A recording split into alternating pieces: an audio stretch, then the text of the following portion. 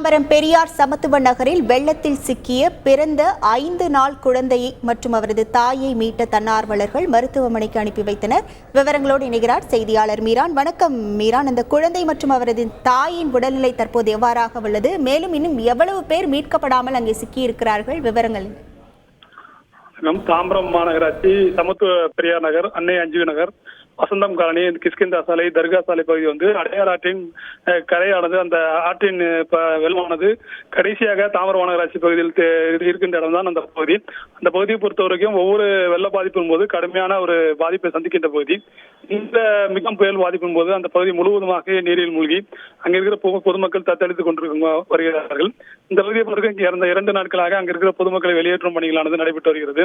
தேசிய பேரிடர் மீட்பு படை, தமிழ்நாடு தீயணைப்பு துறையினர் மற்றும் இல்லாமல் பல்வேறு தன்னார்வலர் அமைப்புகளும் அந்த பகுதியில் பொதுமக்களை மீட்கும் முயற்சியில் ஈடுபட்டிருக்கிறார்கள். ஏராளமானவர்கள் உள்ளே சிக்கிக் கொண்டிருக்கிறார்கள். அந்த போதுமான படகுகள் அந்த பகுதியில் இல்லாதால் பொதுமக்கள் கடும் சிரமத்திற்கிடையே அங்கே தவித்து வரும் காட்சியில் தான் நம்மால் இங்கு பார்க்க முடியுது.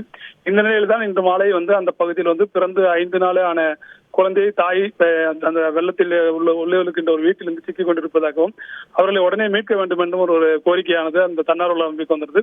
உடனடியாக அந்த பகுதியில் கடந்த 2 நாட்களாக மீட்பு பணியில் ஈடுபட்டிருக்கின்ற தமிழ்நாடு முஸ்லிம் முன்னேற்ற கழகம் என்ற தன்னார்வலர் அமைப்பினர் படகு மூலமாக உடனடியாக உயர்ந்து சென்று பிறந்த குழந்தையும் தாயையும் மீட்டு உடனடியாக மருத்துவ சிகிச்சைக்காக குழந்தையும் தாயும் மருத்துவமனைக்கு அனுப்பி வைத்தார்கள். தற்போது இருவரும் நலமாக உள்ளார்கள்.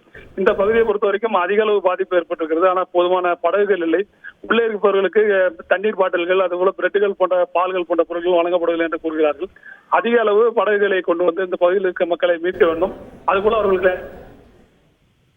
உடனே நடவடிக்கை எடுக்க வேண்டும். அந்த பகுதியில் வெள்ளத்தில் இருக்கிற பொதுமக்கள் கோரிக்கை விடுத்திருக்கிறார்கள். உங்கள் விவரங்களுக்கு நன்றி மீரான். செய்திகளை உடனுக்குடன் தெரிந்து கொள்ள உடனே சப்ஸ்கிரைப் பண்ணுங்க.